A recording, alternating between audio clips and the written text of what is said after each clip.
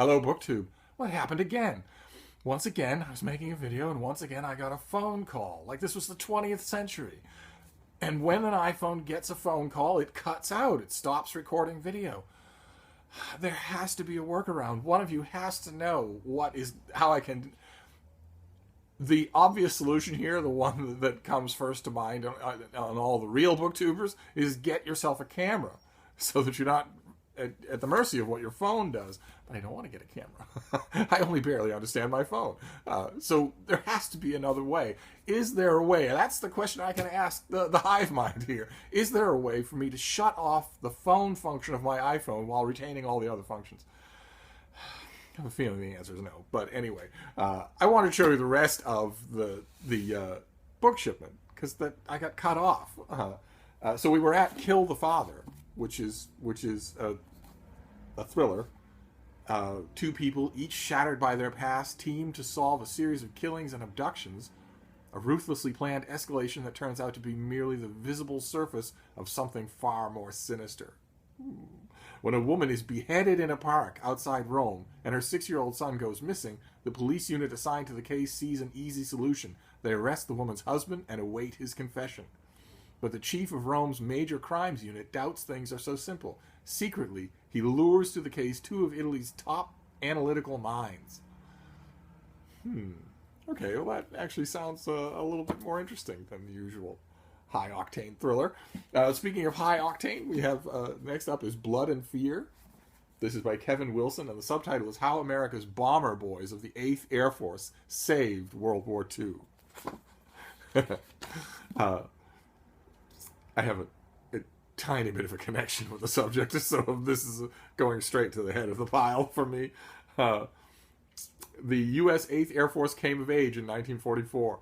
With a fresh commander, it was ready to demonstrate its true power, from Operation Argument in February, targeting German aircraft production and plants, to bringing the Luftwaffe to battle over Berlin. The combined U.S. Air Force and Royal Air Force's round-the-clock campaign bottled up the German army in Normandy. Day after day, the American bomber boys watched their comrades be burned to death in blazing bombers or thrown out of exploding aircraft without parachutes, and sink with their crippled aircraft in the freezing North Sea. But by the following spring, they had destroyed the Nazis' fighting spirit and saw Germany broken in two. Interesting. Okay.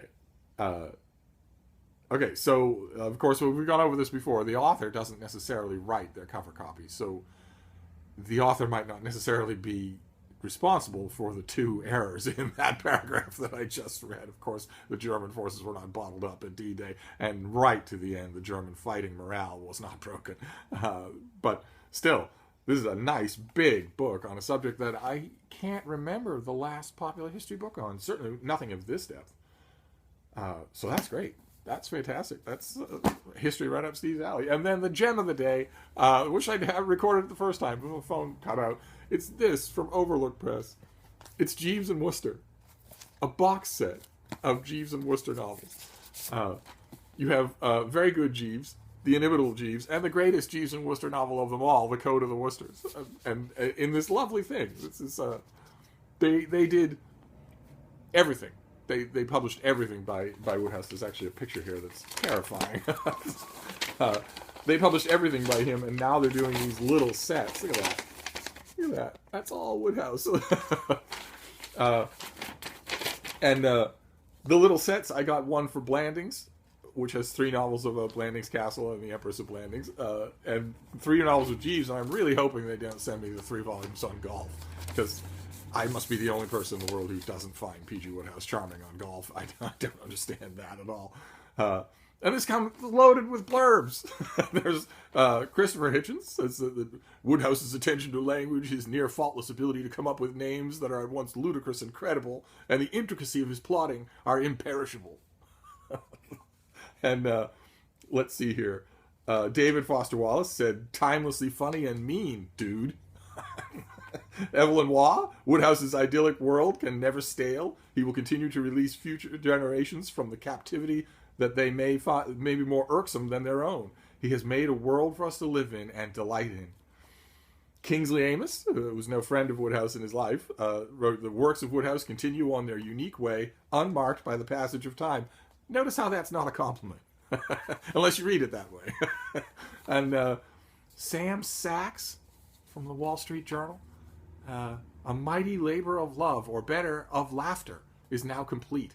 Woodhouse exerted a technician's control over convoluted storylines, building them toward gloriously absurd collisions and misapprehensions. That word for you in the back seats is misapprehensions. So that's wonderful. So the critics are all in agreement this Woodhouse guy has a future in front of him. And look at that. That's just lovely. So that's the mail haul interruptus for today. I'm going to post both videos just so you people know what I'm bitching about. Thank you, BookTube.